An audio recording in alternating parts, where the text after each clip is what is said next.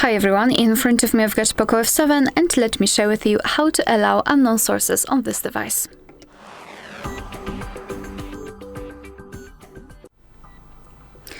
So let's begin with opening the settings, and here we have to scroll down to find privacy protection. Then let's tap on special permissions, and here we have to find the option install unknown apps. So here we've got the list of apps which are allowed or not allowed to install different apps. Basically, if you would like to download the app not from the Google Play Store, but for example from the Chrome or any other app which will allow you to download the app, then you have to allow it, give the permission. So let's pretend I'd like to download the app from the Chrome. Just tap on it then and tap on the switcher.